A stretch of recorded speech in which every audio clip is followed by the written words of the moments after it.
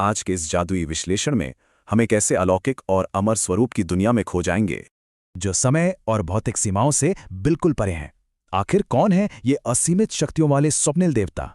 इन असीमित देवता के जादुई और रहस्यमयी उद्भव की शुरुआत किसी गहरे अवास्तविक स्वप्न से कम नहीं है। यह संख्या सचमुच विस्मयकारी है। त्रेता युग के अंतिम चरण में लगभग 85,58,000 वर्ष पूर्व चैत्र पूर्णिमा के मंगलवार को अंजनेरी पर्वत पर उनका ये भव्य, ब्रह्मांडीय और स्वप्निल अवतरण हुआ था।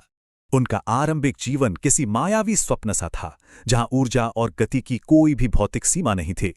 चमकते सूर्य को बस एक मीठा फल समझकर अंतरिक्ष में लगाई गई वो मायावी छलांग एकदम अकल्पनीय थी।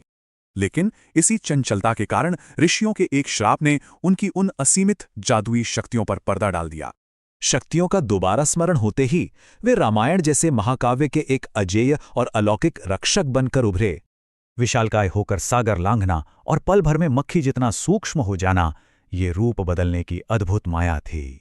संजीवनी बूटी न पहचानने पर उन्होंने अपनी अकल्पनीय शक्ति से पूरा द्रोणागिरी पर्वत ही आसमान में उठा लिया था।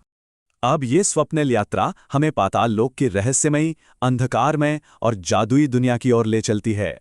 श्री राम को बचाने के लिए पाताल जाकर उन्होंने एक साथ 5 मायावी दीपकों को बुझाने का अवास्तविक चमत्कार किया।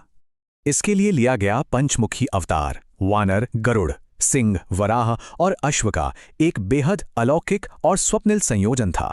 उनकी ये जादुई और गूंजती हुई कथा कभी भी केवल एक ही संस्कृति या सीमा तक सीमित नहीं रही। जैन, बौद्ध और सिख ग्रंथों में भी उनकी मायावी पहचान बेहद अलग और परिवर्तनशील रूपों में मिलती है। दक्षिण पूर्व एशियाई कथाएं तो बिल्कुल स्वप्निल हैं। वहां उनके पसीने की बूंद से मत्स्यपुत्र मच्छानु का जादुई जन्म हुआ।